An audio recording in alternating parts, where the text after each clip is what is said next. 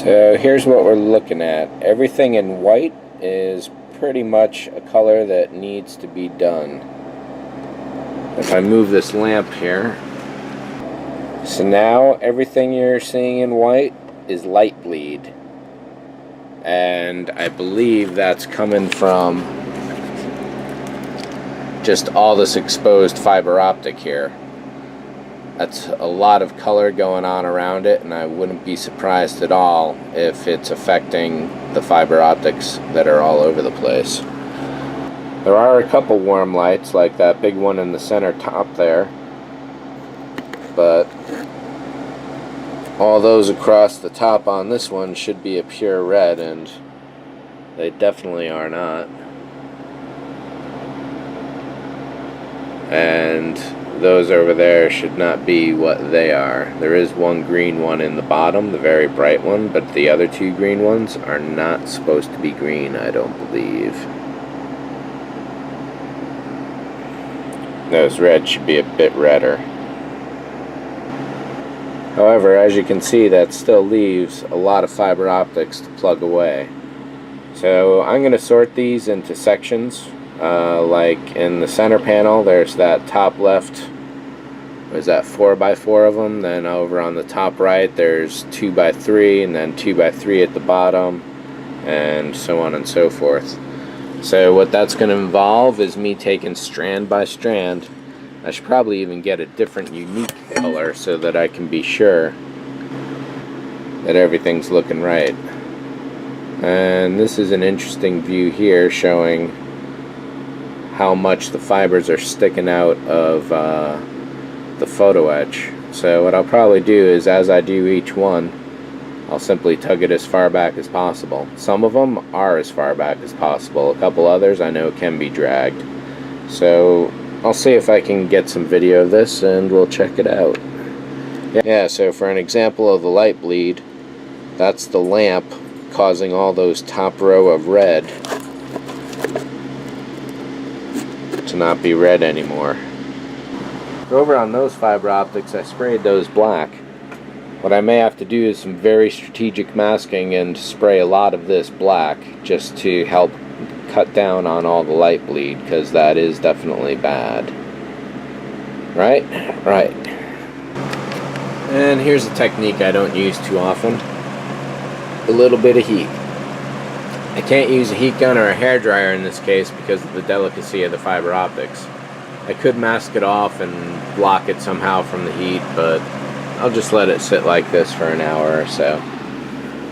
Over here I've been doing more contemplating, and the way that I've soldered everything, it's going to be a genuinely unique situation going on here that will be unrepeatable forever. One thing I had noticed on a previous sequencer was that in order to connect two LEDs onto the same circuit, it seemed that I needed to put the negative of the second LED, or the additional piggybacking LED, onto the positive of the next LED in line. And that seems to be holding true. I don't know if it's my sloppy circuitry or if that's an inherent thing. I wouldn't think it would be inherent, but maybe. And what we'll be seeing is this corner blue LED light up only when I put this negative lead, it's negative coming out of here, onto something else. And there it goes lighting up. And it happens to be lighting up with those two LEDs right there, the amber and the white in the middle now. However, it's falling out of sequence. So it'll light twice, now it's skipping once, and then it's on again, but not for as long as the other LEDs. Then it's off again. Oh, it's on, off. Yeah, so it's out of sequence with what's going on over here, which means, and that's pretty much true wherever I put this. This is a different sequencer entirely here, keep in mind, that it's getting power off of. If I wind up putting this wire on the positive of any of these, it simply lights up with these two guys here at the same time for the same duration, following the same pattern. So that's no good. So it'll be nice to jumper a small little jump like that, basically. It doesn't have to go far, and then I'll be wiring up this LED, which will hopefully be out of sequence from that one, because this is definitely a little more complicated than I was hoping, but it's going to be far more interesting than I would have imagined, and I think that makes it worth it. Hey everybody, ModelMan here, and I am just about getting ready to paint those the anthracite, whatever color that is. Everything's looking really good. I've got a center, left, and right console picked out for each of them, so I know where they're going and how that's going to work out. I'm realizing that I am going to have to trim all this fiber down to make sure that none of the ends are painted, which means that I'm hoping it's going to be long enough.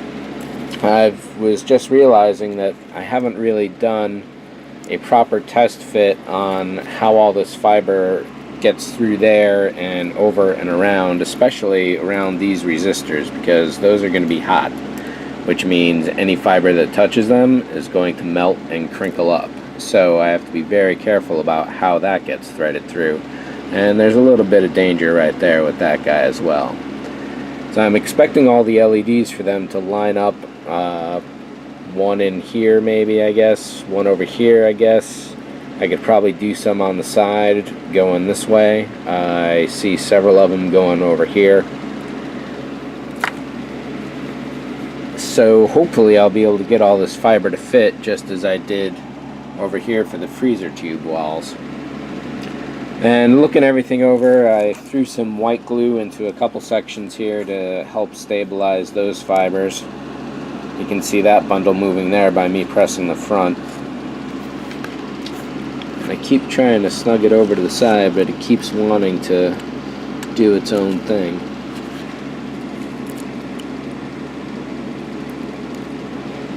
But I'll learn it. And it looks like a lot of the colors for the fibers in here are going to route to a couple of these LEDs here. Going over to my reference, the photo etch does not look like this, and this is the best I could get from studying every single shot of the control panels lit up across both color seasons. I can emulate what's going on though, just a little. So for example, on this side there's a 4x4 row of colors. It's not here, but I could follow those colors up there at the top. I could throw a couple of those in. I could fake it entirely. There's not a lot of flashers going on overall, except for at this bottom section. Looks like everything else, yeah, everything else is steady except for that row there and that bottom row, and of course the top computers, which these guys are here.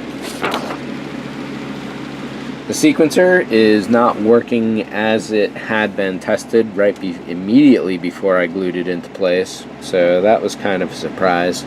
And in trying to get that to work again, I wound up knocking out one of the lights. So right now we've got off, so one on, 1.5 or 2 on, and then 1 on, then 1 off is the basic pattern. Hooking that into a blue LED over here, this guy, that's resulting in an offset pattern where when this guy is on right there, this one will also be on the first pass, off on the second, on the third, off on the third, short on the fourth, off on the fifth, short on the sixth, and so on. But it does repeat. I don't know that I'd be able to show it off. The one other blue LED that's going right there in between those two so it's glued into place. I just have to wire in the circuit, and I'm going to plug that into the next sequencer I'm going to install, which is sitting right over there. The second sequencer will help balance out the flight computers here, just as the two sequencers are taking care of the freezer wall. And I should be able to cross over between them just a little and feed some more colors off of these up to here, and to help out with a little variety, I'm hoping. And we'll see how this goes. I'm really excited. This is getting very close to finished.